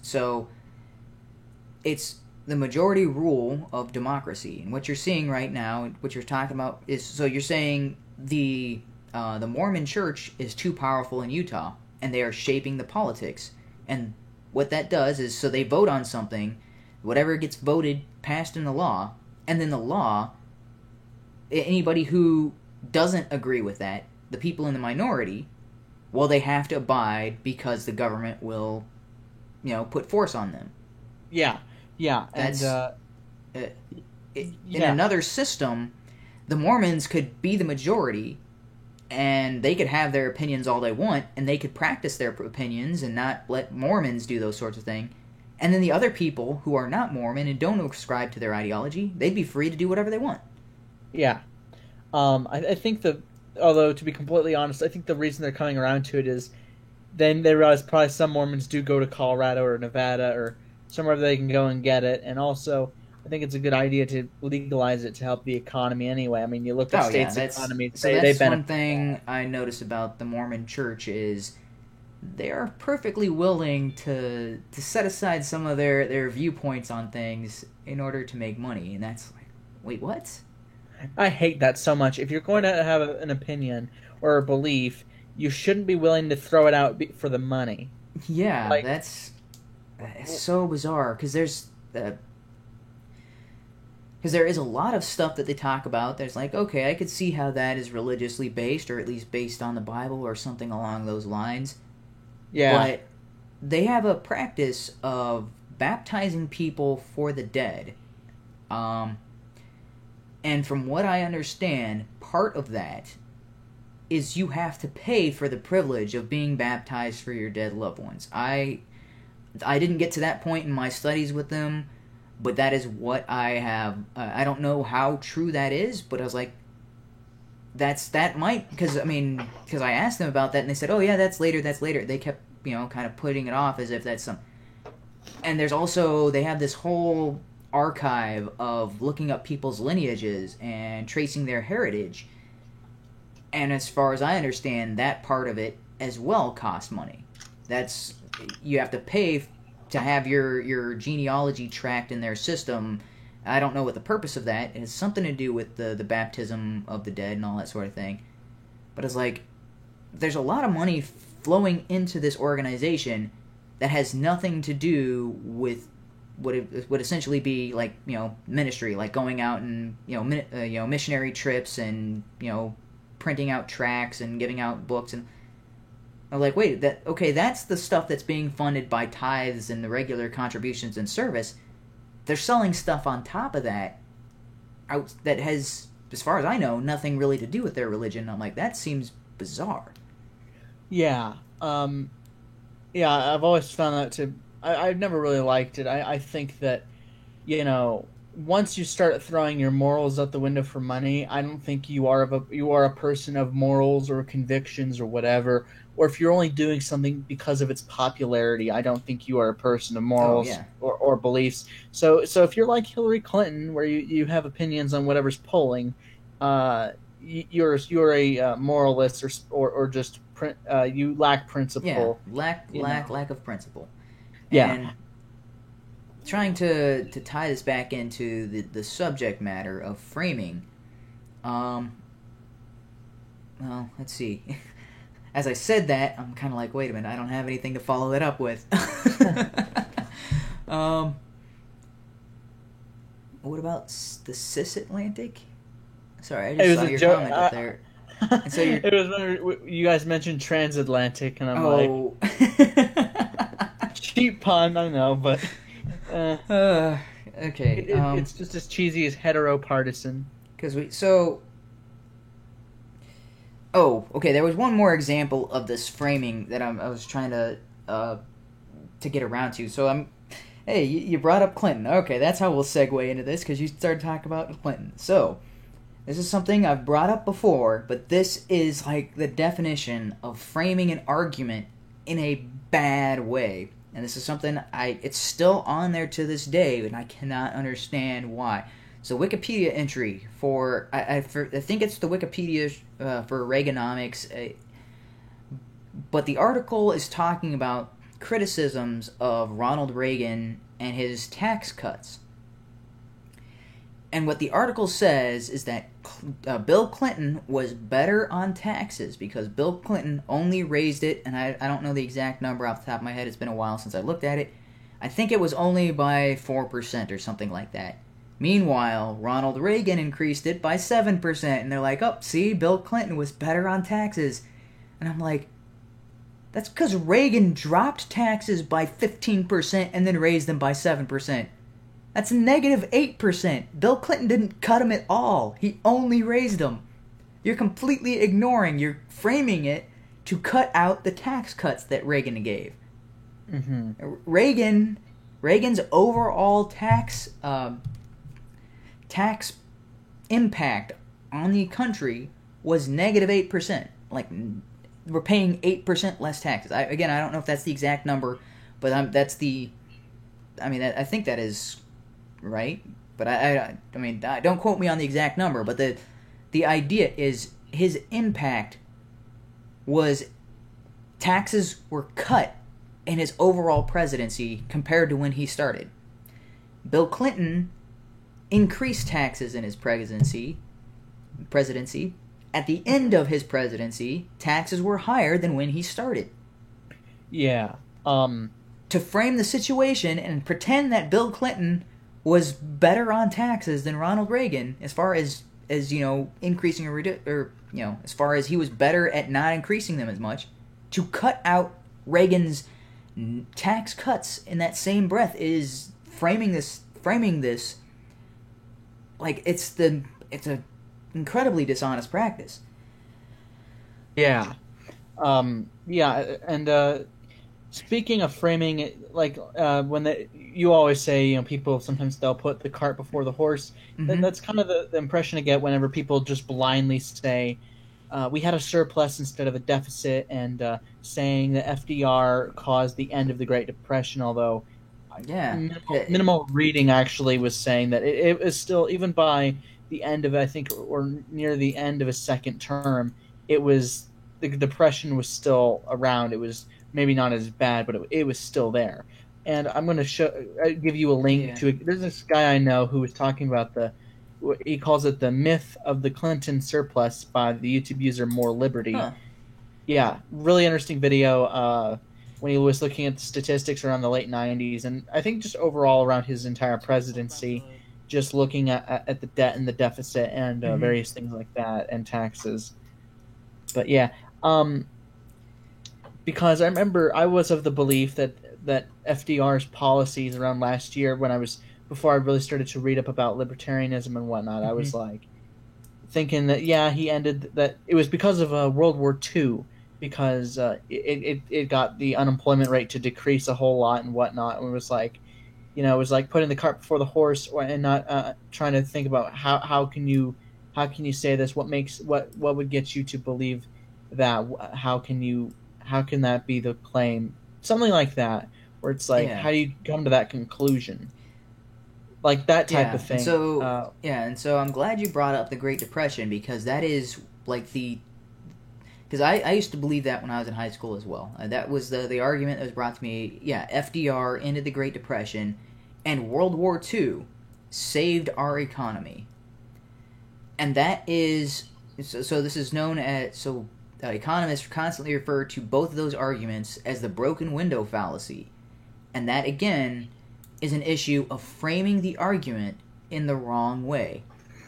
Because what people do is they look at FDR's policy and look, he put this much money in and it created X amount of jobs. And look, we had all these people participating in war efforts, and that's what boosts the economy. But what they fail to consider is, had there not been a war, had he not put that money into whatever project, and had that money gone to what it was originally going to do, what would it have gone to instead? You're focusing on what occurred without considering what were the other potentials for that same set of money. So a good analogy of this would be, okay, a guy put $5 a month for his, for 5 years into the lottery, and then he won the lottery and won, $10,000. So he made money, and you're like, if you'd taken that same $5 a month and you had invested in a stock, if you had invested in a mutual fund, you might have made $10,000 over 5 years. Let's see, let's try to do some quick math here. Let's see. So, what's that? 5 times 12 times 5. Wow, I should have been able to do that in my head. So that's $300 into $10,000. Okay, that's pretty impressive. But had you invested that $300 into something else, 5 years you probably wouldn't have had $10,000. But if you invested into something that was seeing something even as small as 5% growth, 5 years, that lottery ticket, you're still only going to have $10,000. 5 years, that same $300 investment, that could be $50,000. I mean, not 5 years, sorry, 10 years down the road, you could see $50,000 in your account, depending on the rate of increase and all that sort of thing. So if it's...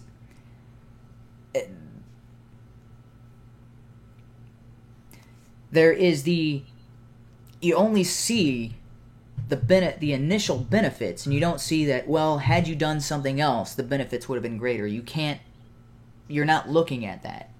Mm-hmm. And so the way the broken window fallacy works out is because people, let me quickly illustrate that. I think we've talked about that on the stream before. So the broken window fallacy is Some kids come to the shoekeeper or the shoemaker's store, break his window, and run away laughing. And now the cobbler, the guy who makes shoes or whatever, has to pay their window repairman. And then the window repairman uses that money to buy groceries, and then the grocer uses that money to, pay for shoes, and that's what stimulated the economy. And it's like, but the cobbler had money to pay for the repaired window. He could have easily taken that money and gone to the grocers himself, and then the grocer could have used that money to buy whatever. You still have the same economic outcome because the cobbler is still going to spend his money. He's not going to hold on to it as a greedy miser. You could hold on to $10 billion, and if you never spend it, it doesn't mean anything. Yeah. The only time it has value is when you're using it to buy other stuff. Yeah. So the broken window fallacy, you see the exact same chain of events. The only difference is one scenario has one less window. And that's the same scenario for war. In fact, I mean, it's worse because we're seeing not just one broken window, we're seeing entire cities destroyed and demolished. Entire sets of armaments that are destroyed. And it's like, I mean, not just, even if they're just bombing nothing, all of that material is now, it used to be collected, it used to be, all that energy used in gathering it up and processing it, and now it's just a heap on the ground. Whereas you could use the same metals used for bombs could be used for steel beams, and then we'd have a structure that could last. Instead, we've got a destroyed structure and shells in the ground. It's a overall net loss. Yeah. There are various things like about the Great Depression, like a lot of misconceptions and various economic, whether it's disasters or booms or busts, and especially the one thing that pisses me off so much is when Ham, for instance, like I'll use him as an example, when they blame it on a free market. Yeah, when you look at Herbert Hoover's actions as president, he was really relying on crony capitalism to try and fix the problem with tariffs, tax hikes, and whatnot. And usually historians and economists alike have argued, and it's debatable as to how much worse he made it, but he made it worse. You looked at trade, you looked at job growth, you looked at all these things that just plummeted and unemployment increased, and then a lot of his actions, and especially the Smoot-Hawley Tariff Act, it did affect and it did cause it to become much worse.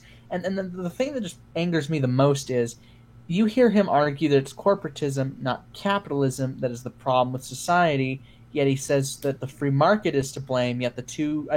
correct me if I'm wrong, but can't the two not coexist at the same time? It just sounds like an oxymoron. Yeah, because... so what he called corporatism, and I've been listening to Modwin with...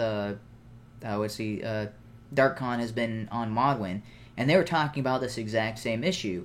And I like the way Modwin uses, because I used to say... I still say crony capitalism, but he calls it plutocracy. Plutocracy is a better label for that particular type of government, because that crony capitalism is not capitalism. It is plutocracy.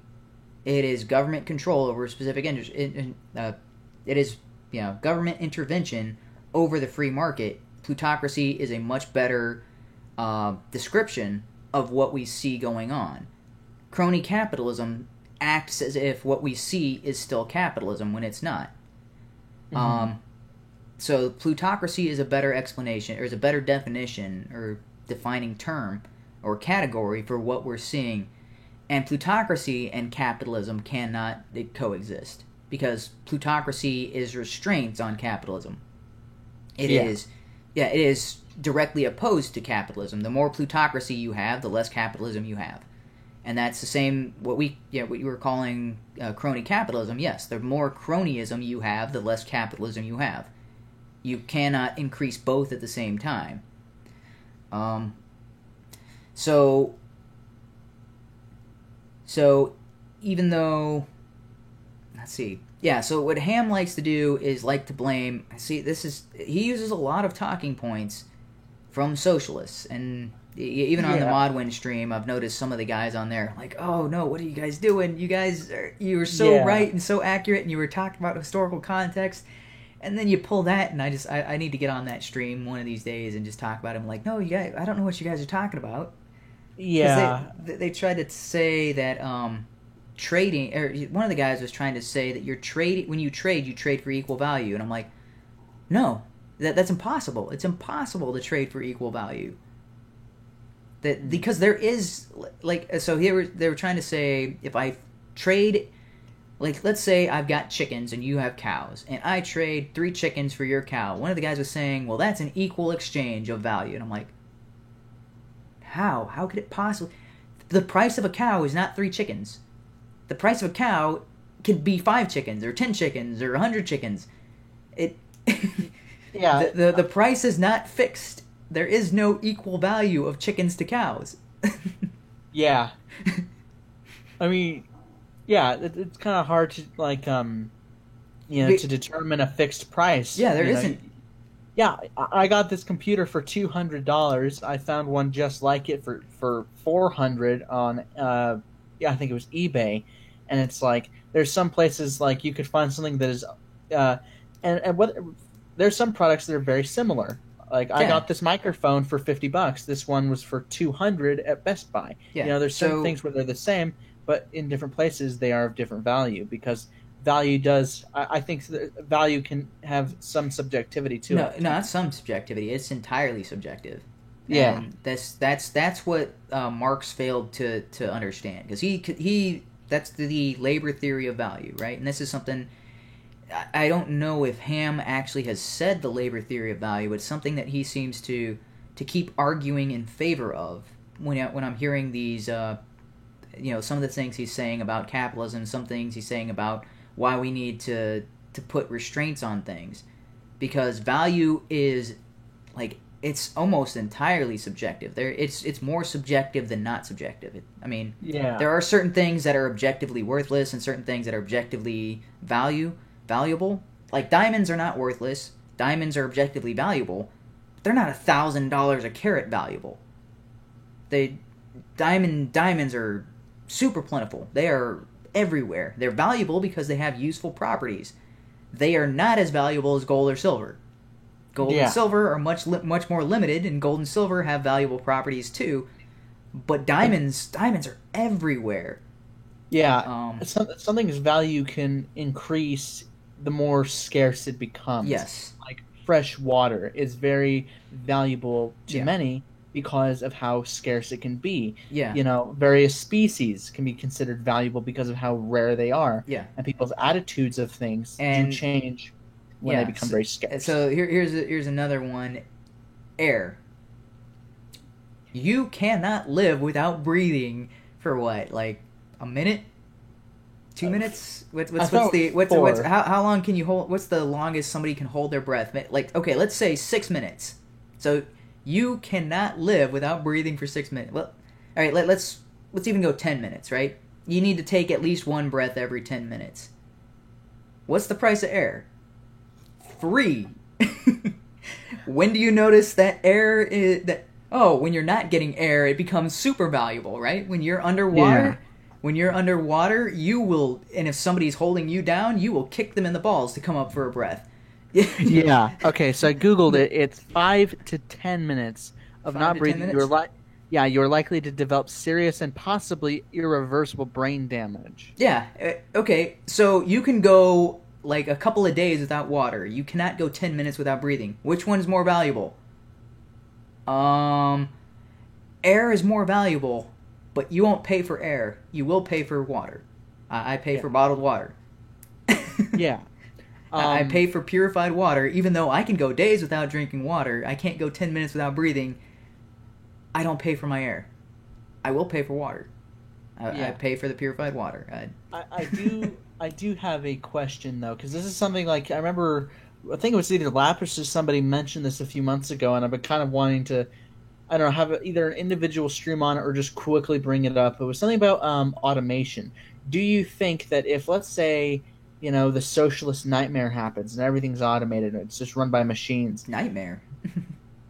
Well, in their head it's a nightmare because the workers are going to lose their jobs and the healthcare and every like But- it's a bunch of fear mongering, like where they're like, oh my god, the workers are going to lose But- their jobs yet. I thought Wouldn't that's what socialists wanted. Is everything? If everything's automated, you can get all your stuff without. exploitation. Yeah, you everything that you would work for, you can get for free Yeah, or for cheap. I think like the concern they like because it sounds like when they're like, oh, automation's going to be scary. Oh, wow, It's I'm like getting a lot of glare on the camera. Sorry. no, that's fine. I just noticed it. I'm like, I don't know if the sun is like what's going on there, but yeah, it's like okay. So because I just started thinking about I this and see it kind my of open posed closet. it. Yeah, part of me was like wondering. Okay, so let's say they start to automate a lot of things. Mhm. Wouldn't that eventually come back to bite those evil rich bastards in the ass when like people, if they're not able to afford to buy those things, like if they lose their jobs and they're not able to afford to buy anything, isn't that eventually gonna like start to impact them on their ability to make money? So when they have some incentive to keep human employees, it's just a theory or just a No. thought. See, so the idea that they would want to keep human employees is kind of flawed. It's because it's the idea that it's the idea that the people who work for them get money and also buy their products, and it's like that doesn't Well, I make mean- any I that mean- doesn't make any sense. No, I mean in general with companies like if enough companies were doing this, then it's like these people are not able to afford to buy. People who work at company A, they're not able to afford to buy anything. So company B, who gets company A's, company B's customers worked at company A, and eventually it would crisscross, and they all hurt each other in the end.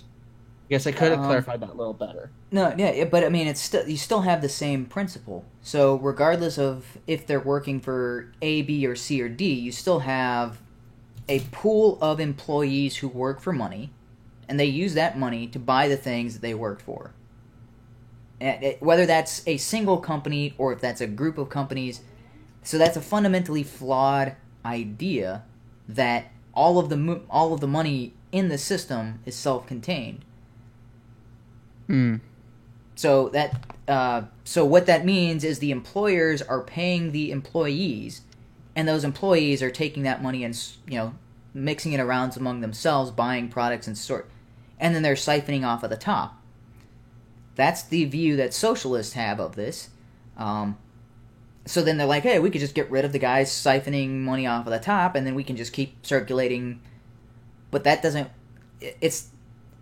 Money doesn't just circulate around. It has to increase in value based on trades. So which is what the actual employer is doing, is creating profits by making more and more efficient trades. So even if all of these business owners automate all the processes to the point where they no longer need workers, then by rationality is they're going to have more products than they have demand for those products. And they're going to have to lower their prices. Because now they have a large supply of something and low demand. And low demand.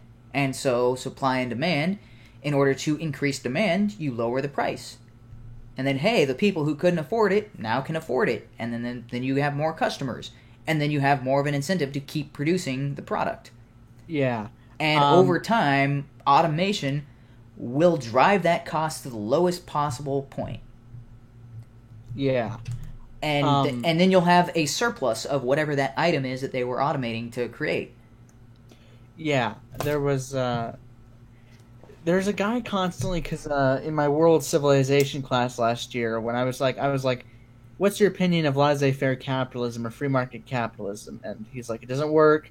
He's like, John D. Rockefeller is a good example because he was able to drive people out of business because he was an oil tycoon or something. So what he would do is he would drop the price just lower than all the competition. So people would flock to him. He basically would kill off the competition, raise the price up exponentially. And this is basically how he's explaining it.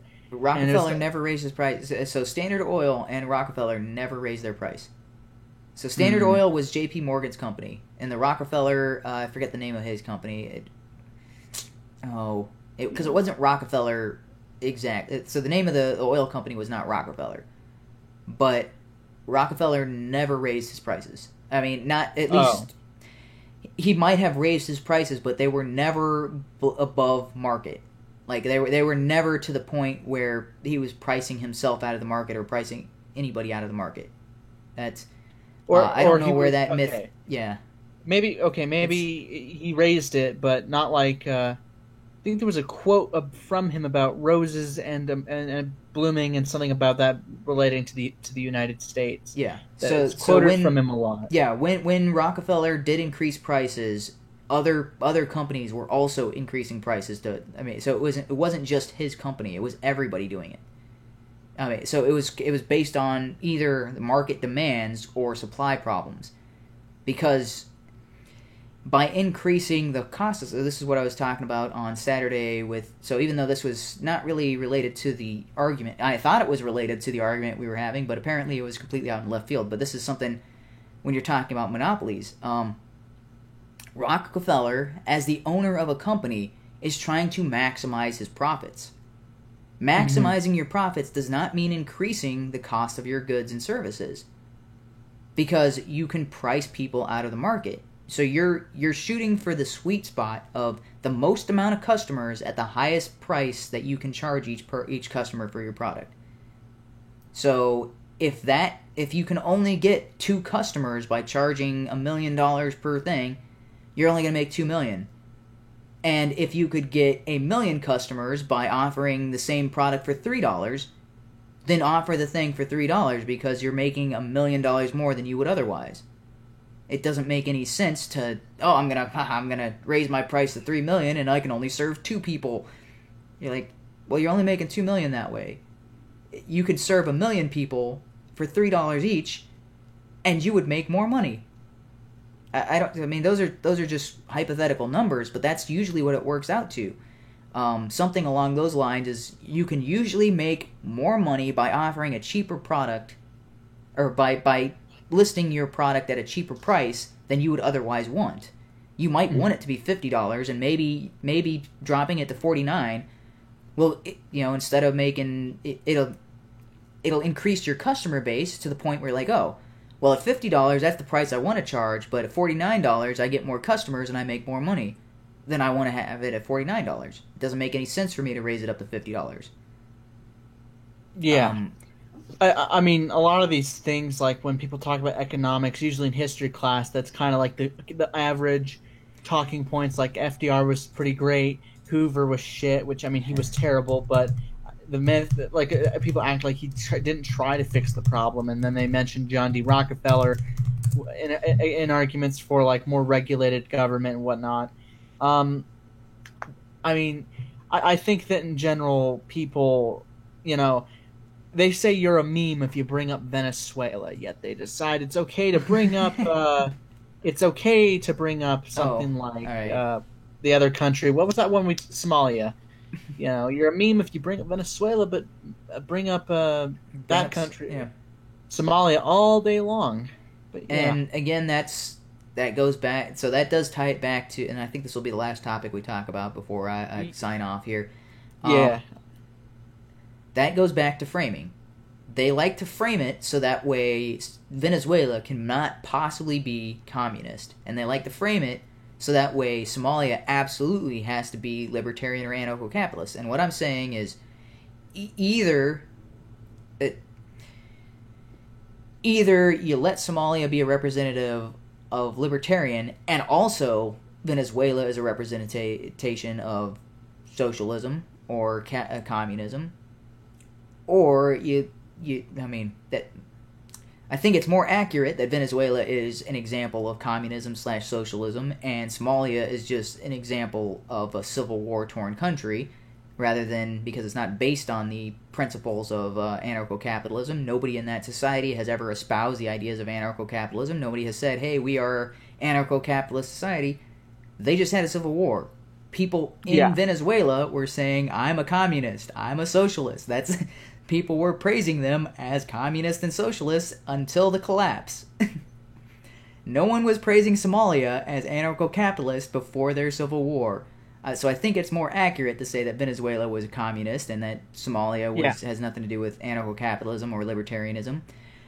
Yeah. But based on the way that communists are framing the situation, either Venezuela is not communism or socialism, and Somalia is not the opposite of that, is not capitalism at its worst, or they both are examples of their ideology, or Venezuela is communism and socialism is capitalism. But the way that they're framing the argument, they're trying to make it so that way, no, the bad stuff doesn't apply to us, the bad stuff only applies to you, or the good stuff only applies to us, and the no good stuff applies to you. That's how Yeah, that gets really frustrating, where it's like, it's this utter double standard, and I just get really annoyed by it. But yeah, I think that's where we'll wrap it up. Yeah, so that is them framing the argument and saying, nope, those things don't apply, just ignore those, pay no attention to the man behind the curtain. And you're like, no, that's the core of the issue, is the guy behind the curtain pulling the strings. Who was in charge? They gerrymander the issue where they cut it in such a way where it's like, okay, we'll cut out all these parts where it could come back to us, so we can only criticize you. But you can't criticize us, or you're just a meme, bro. Yeah, gerrymandering is an excellent way of describing it, and that's what I'm referring to when I'm talking about framing the arguments. And it is a sophistry trick to make it look like you're right when you're wrong, because you're eliminating all of the evidence that disproves your position. Yeah. So that will be the wrap-up for this one, guys, as Humane was saying. Thanks for joining me, Humane. I don't know what next week's discussion is going to be, but... I don't know either, so... I usually decide the day or two before. So depends on what I've been thinking about the week and what I've been looking into, what research I'm doing at the time. It also depends somewhat on world events or events that... So, like when the trans-military ban happened. Yeah. And if I don't have a topic, well, then I go to that list of stuff. So, yeah. All right. So that'll be the end, everyone. Thanks for joining. And yep. Hey, we actually got a decently short one this time. It was only about 2 hours as opposed to 4 or 5 hours like normal. Thank God. All right. See you guys. Man, I did way too much talking. Yeah. My voice is getting sore. All right. Thanks for showing up, and like and subscribe. And I do have one more final announcement. So I don't know if you guys saw this on Twitter. I did find a potential partner for Funfair that is looking to fund my entire project. So it's something called Red Pill Coin. I don't know much about them. I did the preliminary research. I've been asking about them from people I know. I know Roaming Millennial has said good things about them. So Red Pill Coin is an Ethereum-based coin, and the terms of our partnership is provided that they can fund the $10,000 that I'm seeking to launch Funfair, they will be the exclusive coin of Funfair. So when members, so if they can help me fund this and get Funfair on the market, people will have a Funfair wallet, which will be a currency tied directly to US dollars, and you can also have your Red Pill Coin wallet on Funfair, but you will not be able to associate any other wallet with Funfair other than Red Pill Coin. That is provided that they are able to fund the $10,000 I'm seeking. So I was like, that's kind of like, I had that meeting and I was like, wait, so you guys are, that sounds like I don't see a downside to this particular deal, and it's, I wasn't planning on using any other cryptocurrencies on my website, but if provided they can give me the $10,000 I'm seeking, that helps me get the site launched, and all I have to do is add their coin as the exclusive on my site. That's really easy to do, and I'm like, I don't see a downside here, and that sounds like it's a win-win for both of us. Sign me up. So that's good news in the potential funding for that project. And so thanks for joining us. Hopefully everybody stayed out everybody watched till the 2-hour mark. And trying to think of something silly that I heard. Oh, okay. I'm gonna end with a joke. I know I've said this in the chat, but so this is one of the best jokes I've ever heard. What is maybe I shouldn't have hyped it up. Okay, so what is the difference between a lima bean and a chickpea? I have never paid to have a chickpea in my mouth.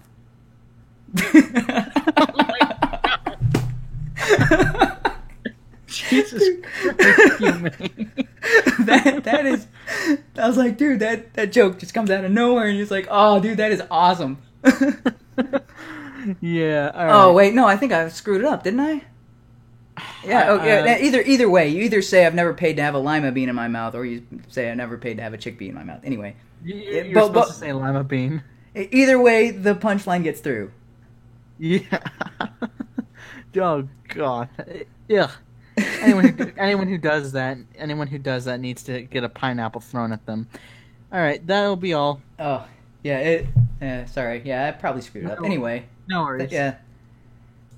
All right. Thanks for joining me, everybody, and catch you next week.